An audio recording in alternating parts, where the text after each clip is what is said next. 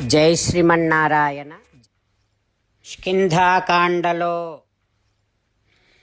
వానర సైన్యమంతా దేవసైన్యములాగా ప్రకాశిస్తూ ఉంది. అంతటి సైన్యాన్ని ఆపాలి, నిలపాలి అనంటే కేవలము అంగదుడైనా హనుమనైనా ఇద్దరే చేయగలరు. సరే, ఇక అంగదుడు ఆ పెద్దలందరితో మాట్లాడి వారి అనుమతి తీసుకొని వానర శ్రేష్ఠులందరితో ఈ రకంగా అంటూ ఉన్నాడు. ఓ వానరులారా, ఇప్పుడు చెప్పండి. కో ఇదానీం మహాతేజ లంఘయిష్యతి సాగరం. ఎవరు ఈ సాగరాన్ని దాటగలరో చెప్పండి. ఎవరు మన రాజైనటువంటి సుగ్రీవుడి ఆజ్ఞను శిరసావహించి సుగ్రీవుడు రామునికి ఇచ్చినటువంటి మాట నిలబెట్టగలరో ఈ వానరులలో ఎవరో చెప్పండి. ఓ వానరులారా, ఎవరు ఇంతమంది వానరుల ప్రాణాలు కాపాడగలరో చెప్పండి. ఎవరు ఈ సముద్రము దాటి ఇంతమంది వానరుల భయాన్ని తొలగించగలరో చెప్పండి. ఓ వానరులారా, మీలో ఎవ్వరు ఇంతమంది మళ్ళీ హాయిగా కిష్కింధకు పోయి కుటుంబ సభ్యులతో సుఖంగా జీవించేటట్టు చేయగలరో చెప్పండి. ఎవరు ఇంతమంది వానరులు వెనక్కి వెళ్ళి ప్రసాదాత్ రామంచ లక్ష్మణంచ సుగ్రీవంచ మహాబల పరాక్రమము కలిగినటువంటి రామ లక్ష్మణ సుగ్రీవులకు సంతోషాన్ని కలిగించి వానరులకు కూడా సంతోషముగా ఉండేటట్టుగా ఎవరు చేయగలరో చెప్పండి. ఎవరైనా ఈ సముద్రాన్ని దాటే సమర్థుడు ఉంటే చెప్పండి. మీలో మా అందరికీ ప్రాణభిక్ష పెట్టండి, అభయ ప్రదానము చేయండి అంటూ అంగదుడు వానరాదులందరితో మాట్లాడుతూ ఉన్నాడు. అంగదుడు వానరులతో, ఓ వానరులారా, మీలో ఎవరైనా ఈ సముద్రాన్ని దాటగలరా అని అడుగుతూ ఉన్నాడు. కానీ నా కశ్చిత్ కించిత్ అబ్రవీత్, ఎవ్వరూ ఏమీ పలకటం లేదు. అందరూ నిశ్శబ్దంగా ఉన్నారు, నిశ్చలంగా ఉన్నారు. మళ్ళీ అంగదుడు ఈ రకంగా అంటూ ఉన్నాడు. ఓ వానరులారా, మీరందరూ మంచి బలము పరాక్రమము కలిగినటువంటి వారు. మీరంతా చాలా గొప్పవారు. మీరందరూ ఎన్నో అద్భుతమైనటువంటి కార్యాలు సాధించినటువంటి వారు. మీ గమనాన్ని ఎవ్వరూ అడ్డుకోలేరు ఈ ప్రపంచంలో. పోనీ మీలో ఒక్కొక్కరు ఎంతెంత దూరము దాటగలరో అదైనా చెప్పండి నాకు అని అంగదుడు అడగ్గానే గజుడు, గవాక్షుడు, గవయుడు, శరభుడు, గంధమాదనుడు, మైందుడు, ద్వివిధుడు, సుషేనుడు, జాంబవంతుడు, ఈ వీరులంతా ఇలా చెబుతూ ఉన్నారు. అంగదా, నేను 10 యోజనాలు దాటగలను అని గజుడు చెప్పాడు. అంగదా, నేను 20 యోజనాలు దాటగలను అని గవాక్షుడు చెబుతూ ఉన్నాడు. అంగదా, నేను 30 యోజనాలు దాటగలను అని గవయుడు. నేను 40 యోజనాలు దాటగలను అని శరభుడు. నేను 50 యోజనాలు దాటగలను అని గంధమాదనుడు. నేను 60 యోజనాలు దాటగలను అని మైందుడు. నేను 70 యోజనాలు ఎగరగలను అంటూ ద్వివిధుడు. నేను 80 యోజనాలు దాటగలను అంటూ సుషేనుడు. వీరంతా వారి వారి బలాన్ని గురించి చెబుతూ ఉన్నారు. వారందరూ అట్లా చెప్పిన తర్వాత ఇక పెద్దవాడైనటువంటి జాంబవంతుడు ఇలా అంటూ ఉన్నాడు. రామచంద్రులను మనసారా ధ్యానము చేస్తూ పరమదయాలువు పరమశివుడు చెప్పిన పరమపావన రామనామాన్ని చెబుతూ మనము రామనామ గానము చేస్తూ ఉంటే అదిగో సీతారామచంద్రులు, పార్వతీ పరమేశ్వరులు, ఆంజనేయస్వామి, సకల దేవతలు, పితృదేవతలు, మహర్షులు, ఆచార్యులు, భాగవతోత్తములు అందరూ మనని చూసి ఆనందముతో అనుగ్రహిస్తున్నటువంటి దృశ్యాన్ని భావన చేస్తూ నోరారా రామనామగానము చేద్దాం.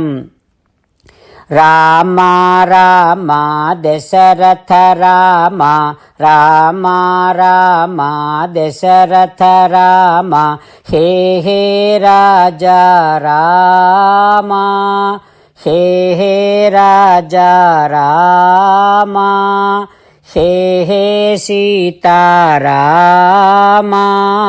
హే హే సీతారామ. జై శ్రీమన్నారాయణ. భక్తులకు ప్రత్యేకమైనటువంటి విజ్ఞాపన.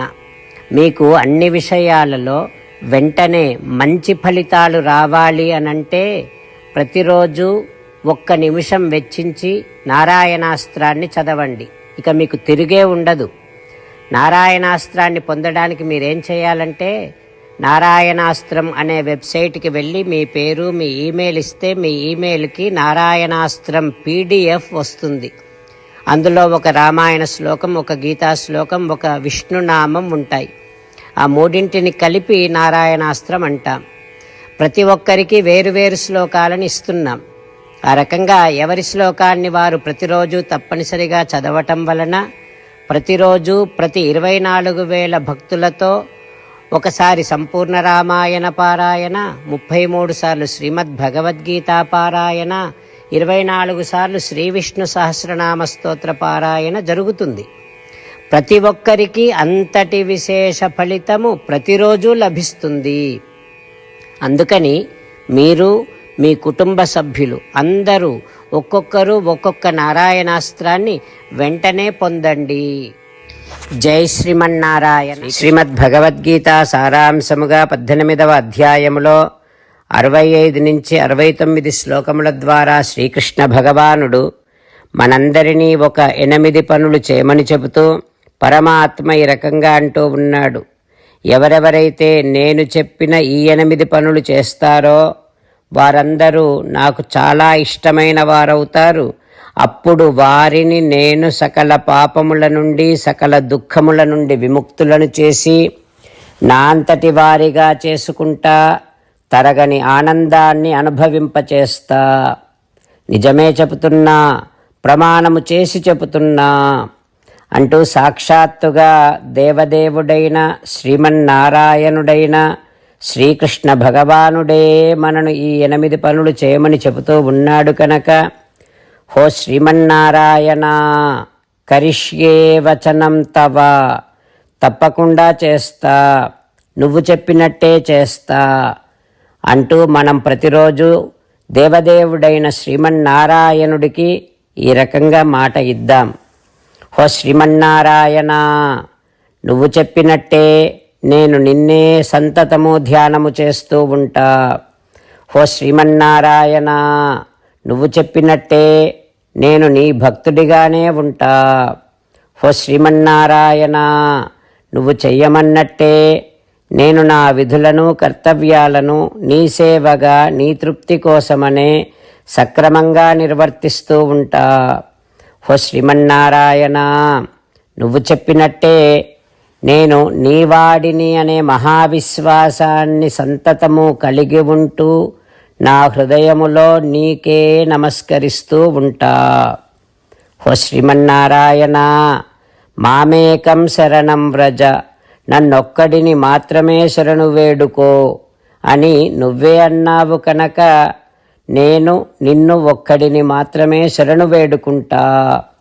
హో శ్రీమన్నారాయణ, మా శుచః, ఇక దుఃఖించకు అని నువ్వే నాకు భరోసా ఇస్తూ ఉన్నావు కనుక నేను ఇక దుఃఖించను.